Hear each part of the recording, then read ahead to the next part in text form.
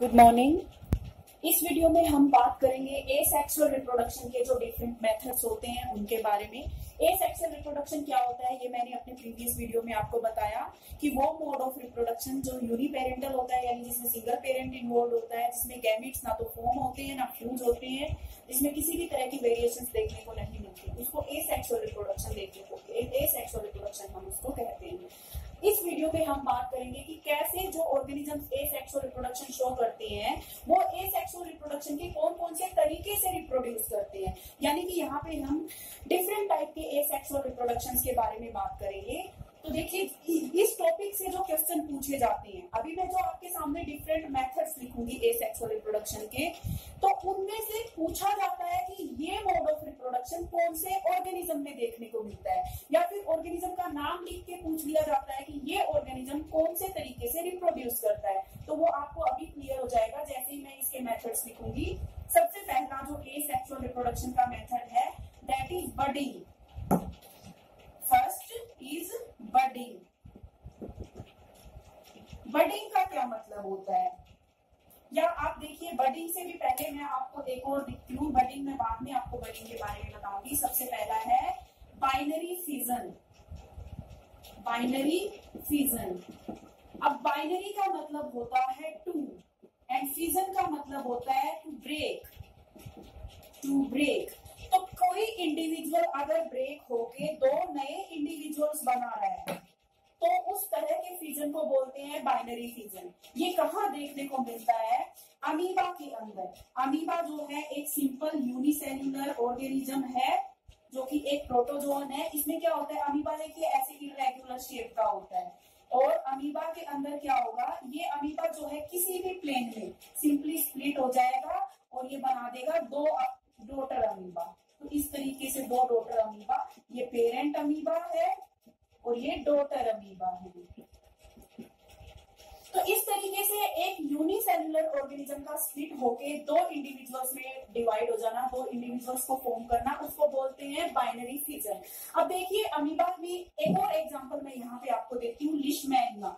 LEISHMANIA, please mind the spelling. तो Leishmania क्या होता है? लिशमैनिया भी एक प्रोटोजोआ है जो कि काला अजर कॉज करता है। इट कॉजेज काला अजर। काला अजर नाम का डिजीज ये कॉज करता है, या ये स्लीपिंग सिकनेस नाम का जो है डिजीज कॉज करता है। इसके अंदर क्या होता है, ये इस शेप का होता है, ये थोड़ा सा ना ऐसे इलोंगेटेड शेप का होता है और ये फ्लैजिला शो करता है। ये लिशमैनिया है। तो लिशमैनिया के अंदर जब बाइनरी फिजन होगा, यानी कि एक लिशमैनिया जो है दो लिशमैनिया में डिवाइड हो जाएगा, तो वो बाइनरी फिजन इस प्लेन में होगा, ऐसे इस तरीके से फॉर्म। तो ये देखिए पहले तो ये ऐसे फॉर्म होगा, ये दो लिशमैनिया बनने लग जाएंगे और ultimately it will form to leishmania इस तरीके से। ये एनसीईआरटी के डायग्राम्स में यहाँ पे ड्रॉ कर रही हूँ। ये पेरेंट लिशमैनिया था और ये डॉटर लिशमैनिया है। तो यहाँ पे बेसिकली क्या दिखाया गया है कि बाइनरी फिजन के केस में ये होता है कि एक पेरेंट इंडिविजुअल डिवाइड करके दो डॉटर इंडिविजुअल्स फॉर्म करता है, और हम रिप्रोडक्शन इसी को कहते हैं कि जब कोई ऑर्गेनिज्म अपने ही जैसा एक नया इंडिविजुअल फॉर्म करता है तो उस प्रोसेस को रिप्रोडक्शन बोलते हैं। तो बाइनरी का मतलब दो और फिजन का मतलब to break. The parent individual is getting broke into two different two daughter individuals, तो उसको हम बाइनरी फिजन कहते हैं। यहाँ पे दोनों में डिफरेंस क्या है कि अमीबा के केस में तो किसी भी प्लेन के अंदर डिवीजन हो सकता है, किसी भी प्लेन में, जबकि लिशमैनिया जो है इस तरीके से लॉन्गिट्यूडनली डिवाइड करता है। तो ये था पहला। आपसे देखिए क्वेश्चन जो है वो इसी तरीके से पूछे जाते हैं इस टॉपिक से कि give an example of an organism which reproduces by binary fission। तो आप अमीबा भी बोल सकते हैं, लिशमैनिया भी। या क्वेश्चन इस सेंस में पूछा जा सकता है, इस वे में पूछा जा सकता है कि how does amoeba reproduce, amoeba कैसे रिप्रोड्यूस करता है, या हाउ डज लिशमैनिया रिप्रोड्यूस, तो लिशमैनिया और amoeba reproduce by binary fission. इसके बाद दूसरा टाइप का जो मेथड है एसेक्सुअल रिप्रोडक्शन का वो है मल्टीपल फिजन। मल्टीपल फिजन देखिए यहाँ पे नंबर 2, मल्टीपल फिजन। वो था बाइनरी फिजन और ये है मल्टीपल फिजन। तो multiple means many and fission means to break. जब एक कोई पेरेंट इंडिविजुअल ब्रेक होके न्यूमरस डॉटर इंडिविजुअल्स फॉर्म करता है तो उसको बोलते हैं मल्टीपल फिजन। अब मल्टीपल फिजन कहाँ देखने को मिलता है? प्लाज्मोडियम के बारे में आपने सबने सुना है। Plasmodium is the malarial parasite. ये भी एक प्रोटोजोन है और ये हमारे अंदर ह्यूमंस के अंदर मलेरिया नाम का डिजीज कॉज करता है। तो इसको कॉमनली मलेरियल पैरासाइट भी बोलते हैं प्लाज्मोडियम को। तो प्लाज्मोडियम के अंदर क्या होता है कि एक जो प्लाज्मोडियम ये होता है ये डिवाइड करता है और अपने ही अंदर डिफरेंट स्मॉल डॉटर प्लाज्मोडिया ये फॉर्म करता है, डॉटर स्पोरोजोइट्स ये फॉर्म करता है। तो और इसके बाद जब ये बर्स्ट करता है तो ये छोटे छोटे बहुत सारे स्पोरोजोइट्स फॉर्म करता है, स्पोरोजोइट्स। और each sporozoite form new individuals, वो नए इंडिविजुअल्स फॉर्म करता है।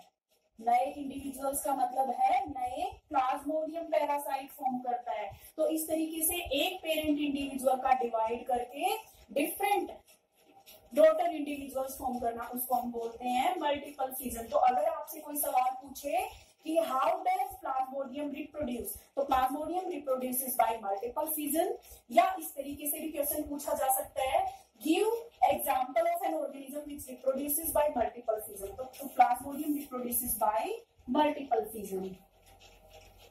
इसके बाद जो थर्ड मेथड है एसेक्सुअल रिप्रोडक्शन का वो है फ्रेगमेंटेशन। फ्रेगमेंटेशन का क्या मतलब होता है? अपॉन मैच्योरिटी के टाइम पे कोई भी जो पेरेंट इंडिविजुअल है, कोई भी इंडिविजुअल है स्प्लिट्स इनटू मैनी फ्रेगमेंट्स, बहुत सारे फ्रेगमेंट्स में स्प्लिट हो जाता है। एंड ईच फ्रेगमेंट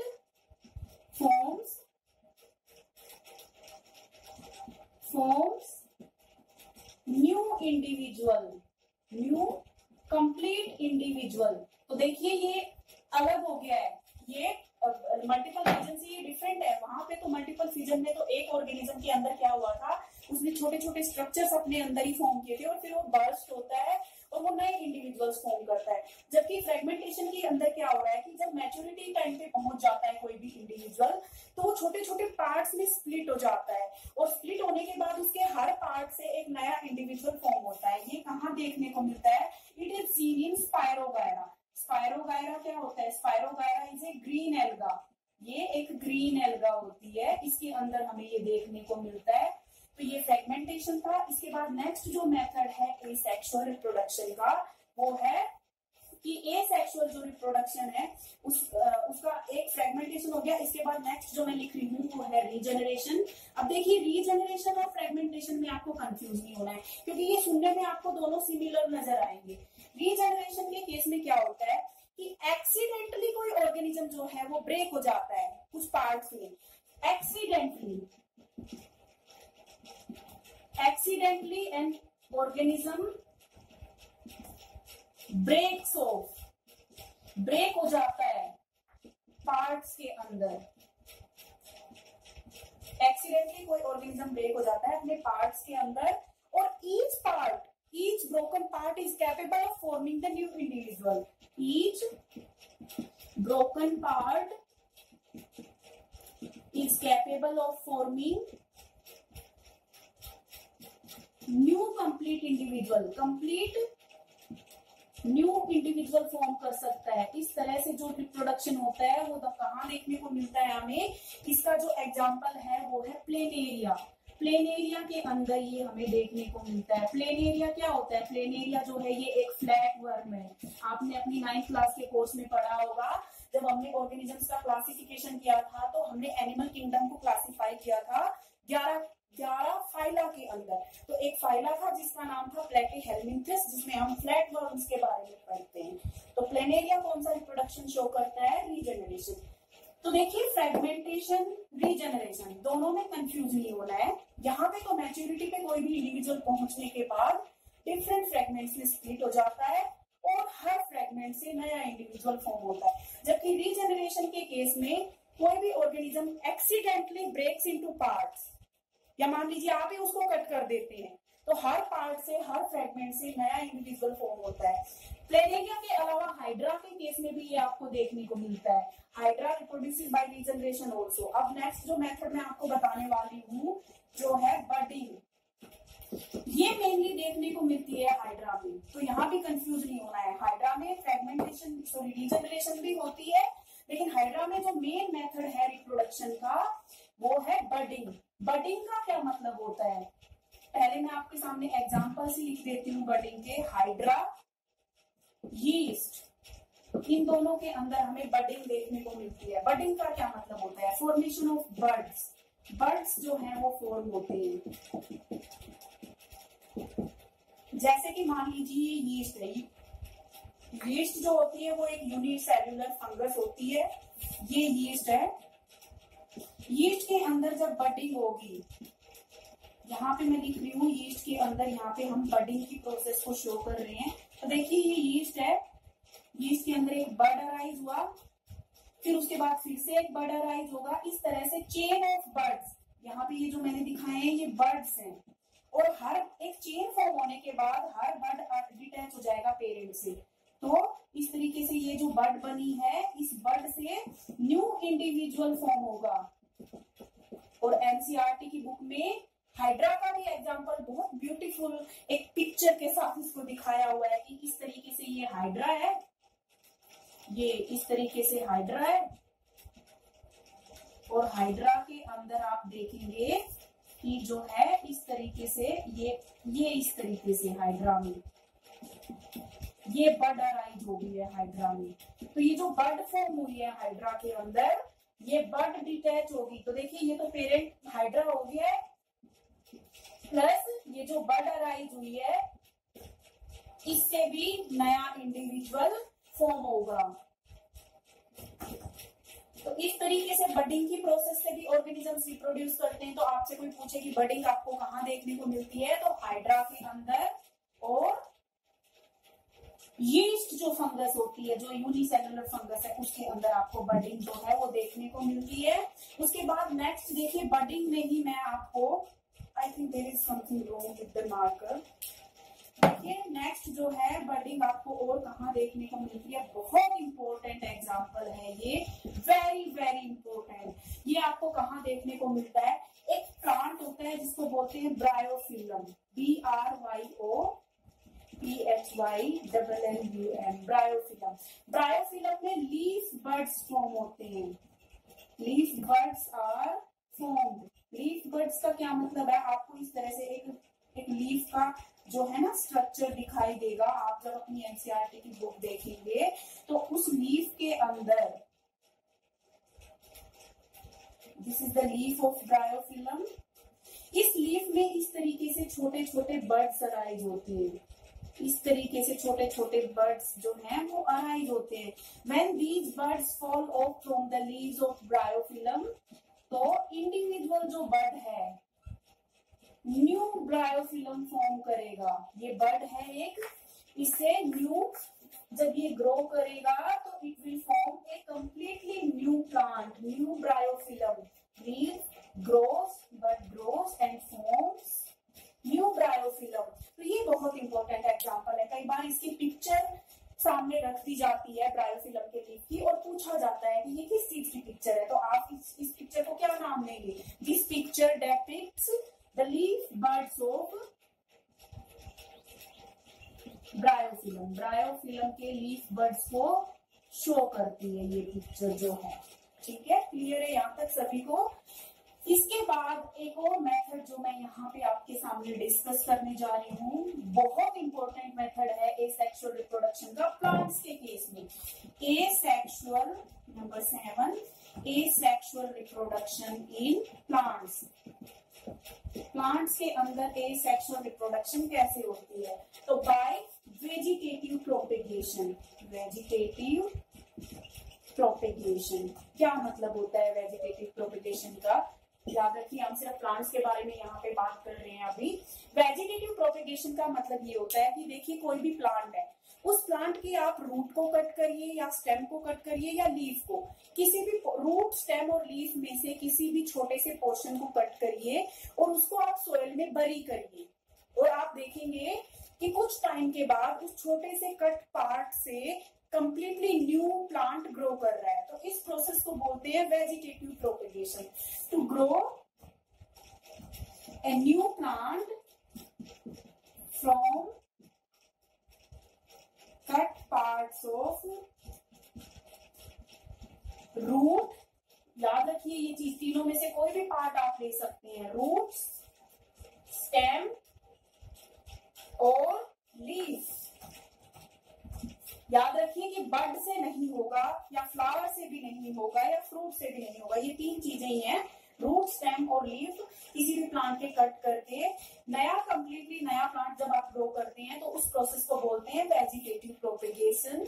और वेजिटेटिव प्रोपेगेशन के बारे में बहुत इंपॉर्टेंट चीज मैं अभी आपको यहाँ बताने जा रही हूँ, वो ये कि देखिए ये एक ऐसा मेथड है प्लांट्स के अंदर रिप्रोडक्शन का कि इस मेथड से प्लांट के अंदर जल्दी ही फ्लावर्स और फ्रूट्स आने शुरू हो जाते हैं, यानी ये फास्ट मेथड है, it is a fast method.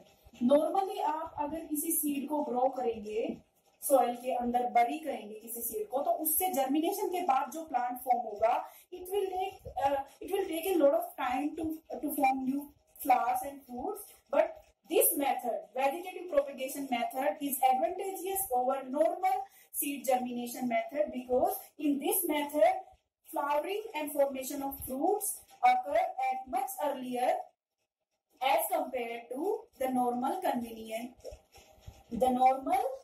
method of reproduction in plants. इसके बाद आपको मैं एक चीज और बता देती हूँ यहाँ पे ही, वेजिटेटिव प्रोपेगेशन जो मेथड होता है, इस मेथड के डिफरेंट टाइप्स हो जाते हैं फिर, कटिंग, लेयरिंग एंड ग्राफ्टिंग। आपको इन तीनों में डिटेल में नहीं जाना है, आपको बस मतलब जानना है इनका क्या है। कटिंग में होता है कि प्लांट के किसी भी पार्ट को कट करके सोइल में बड़ी कर दीजिए, उससे नया प्लांट फॉर्म हो जाएगा। लेयरिंग का मतलब होता है कि जैसे मान लीजिए कोई प्लांट ग्रो कर रहा है, उसकी हमने एक ब्रांच को पकड़ के सोइल की तरफ पुल किया और सोइल में उसको हमने दबा दिया, यानी कट करके अलग नहीं किया है हमने ब्रांच को, उसको सिंपली सोइल में बड़ी कर दिया, तो वहां से एक और प्लांट अराइज हो जाएगा। जब नया प्लांट अराइज हो जाएगा तब हम उसको वहां से कट करेंगे। ग्राफ्टिंग का मतलब होता है दो अलग अलग वैरायटी के प्लांट्स के किसी की स्टेम को कट करेंगे। अपर पार्ट जो होता है, ये मान लीजिए स्टेम है, इसको मैं यहाँ से कट कर देती हूँ तो ये फॉर्म करेगा ये इस तरीके से, इसको हम सियोन बोलते हैं, इसको हम स्टॉक बोलते हैं। तो एक प्लांट के सियोन को दूसरे प्लांट के स्टॉक के साथ कंबाइन करके ग्रो करेंगे और नया प्लांट बनेगा, उसको बोलते हैं ग्राफ्टिंग। अब आपको वेजिटेटिव प्रोपेगेशन के एग्जांपल्स मालूम होने चाहिए कि कहाँ कहाँ आप वेजिटेटिव प्रोपेगेशन देखते हैं। तो it is seen in grapes, it is seen in rose, jasmine, ये कुछ एग्जांपल्स हैं जहां पे वेजिटेटिव प्रोपेगेशन आपको देखने को मिलता है। इसके बाद सिर्फ एक मेथड और बचता है प्लांट्स के अंदर एसेक्सुअल रिप्रोडक्शन का, वो मेथड है कैलस फॉर्मेशन। कैलस फॉर्मेशन का मतलब क्या होता है? कैलस का मतलब जानिए आप क्या होता है। Callus is a group of cells, callus cells के एक ग्रुप को बोलते हैं। कौन सा ग्रुप? तो देखिए कोई भी छोटा सा टिश्यू आपने प्लांट से कट किया, लेबोरेटरी में उस टिश्यू को आपने, प्लांट टिश्यू कोई भी, उसको आपने ग्रो किया लैब में। किसमें ग्रो करेंगे आप? न्यूट्रिएंट सॉल्यूशन के अंदर। देखिए आप सोयल में तो ग्रो नहीं कर रहे, तो सोयल में ग्रो नहीं कर रहे तो प्लांट को न्यूट्रिएंट्स कहाँ से मिलेंगे? आप उसको न्यूट्रिएंट सॉल्यूशन में ग्रो करिए।